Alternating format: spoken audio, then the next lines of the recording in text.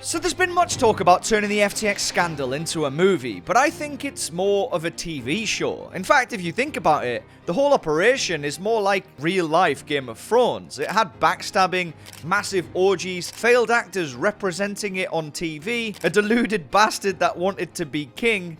You know nothing. Bankman-fried. And then at the very end, the main chick sleeps with the bastard, goes crazy, and it all ends in bitter disappointment for all parties involved. Kind of mad when you think about it like that. But what is happening right now as this FTX case unravels? Will SBF see any jail time? Will customers get back their funds? It seems the media is slowly forgetting about this story as the market moves on. But luckily for you, this bloke with a beard has way too much time on his hands and is still clearly angry about what happened to Holdor. Now, in the world of cryptocurrency, trust is everything. Investors trust that their assets will be secure. They pick an exchange to hold their funds and hope that they will operate fairly. But if the collapse as FTX has shown us anything, it's that this trust can be severely misplaced, especially in an unregulated market. Now, FTX was one of the fastest growing crypto exchanges in the world at one point, but it quickly collapsed quicker than Joffrey after his first point.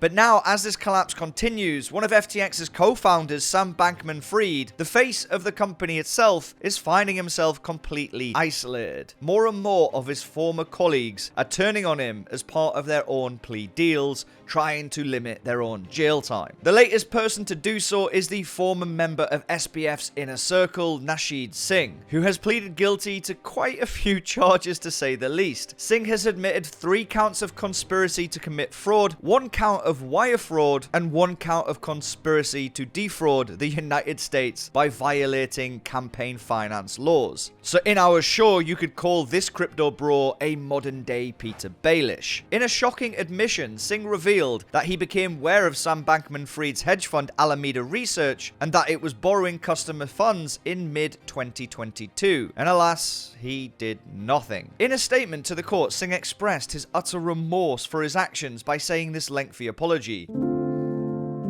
"I am unbelievably sorry for my role in all of this." Yeah, seriously. That's the full apology. I guess all is forgiven. And now, because Singh has entered into a plea deal that includes him working with the authorities on their case against SBF, it's just one more blow to Bankman-Fried, who is already facing accusations from 2 of his former top associates who have all pleaded guilty to these charges. Now, in my opinion, this is a massive problem and a flaw in the US justice system. It seems they just want one person, the face, SBF, to go to jail. And if others toe the line and cooperate, they will get lesser sentences, if any at all. It's the whole, I only stabbed him once, it wasn't my fault he died. And on that, coming back to Game of Thrones, Ollie, you're an absolute cunt. And like I said, Singh is not the only former FTX insider to turn his back on Sam Bankman-Fried. Gary Wang, who obviously will be portrayed as Theon Greyjoy in our series, and if you don't understand why, I'm sure this clip will help. You asked for it.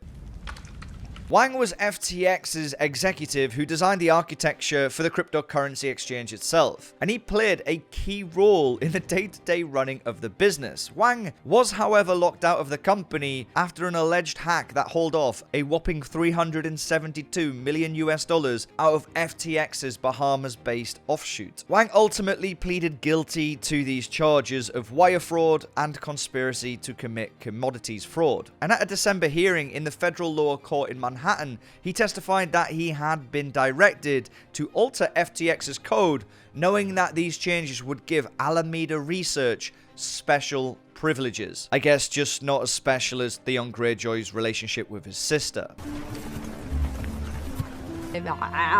Now, on Thursday last week, US prosecutors filed new charges against Sam Bankman-Fried, alleging that he siphoned billions of dollars from consumer deposits. This indictment includes charges of securities frauds and conspiracy to commit bank fraud, bringing the total number of criminal charges against SBF to a staggering 12. SBF is still deluded and pleaded not guilty on all 12 accounts. It seems he's just denying all responsibility, like Jon Snow did after he dumped his auntie. You are my queen. And she went absolutely berserk on King's Landing. SBF's trial is scheduled for October, and according to the latest indictment, Sam Bankman-Fried posted false and misleading tweets following the revelations about the hole FTX's balance sheet was in, in November. It seems he sought to influence politicians through campaign donations. Details are starting to emerge about the staggering amounts of money that Sam Bankman-Fried poured into the pockets of his political favorites. According to the report, Sam Bankman-Fried contributed more than $70 million to the actual election campaign, making him one of the nation's top political donors. In the run-up to the 2022 midterm elections, Sam Bankman-Fried personally gave at least $40 million to politicians and political action committees, with the majority of his donations going to Democrats and liberal-leaning groups. Another well-placed investment, it seems, because the US economy is obviously thriving.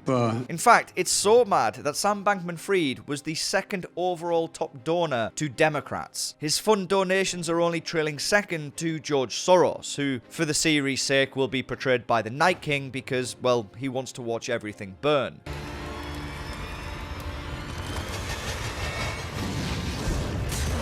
Lawmakers from both parties are facing pressure to give up their campaign contributions from FTX and give it back to customers. And I wonder how the Mad King Joe Biden is gonna spin this one.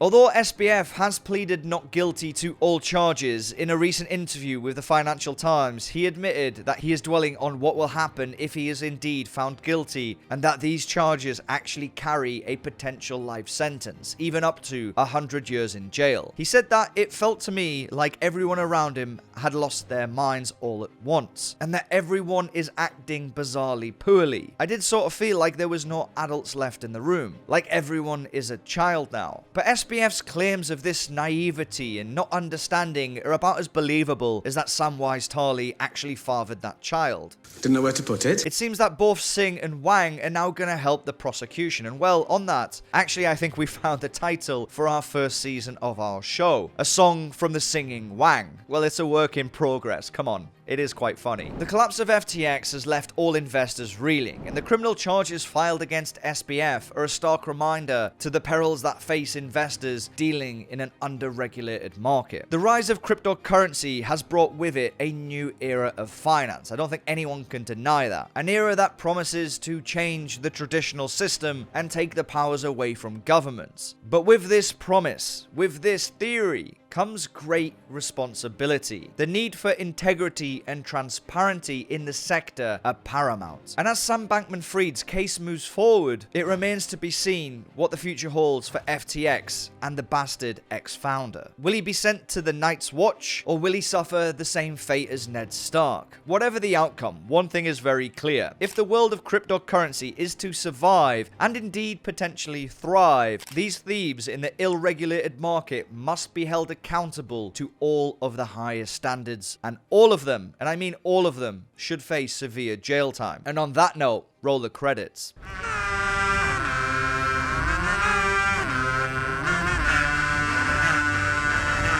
It is a damn bastard.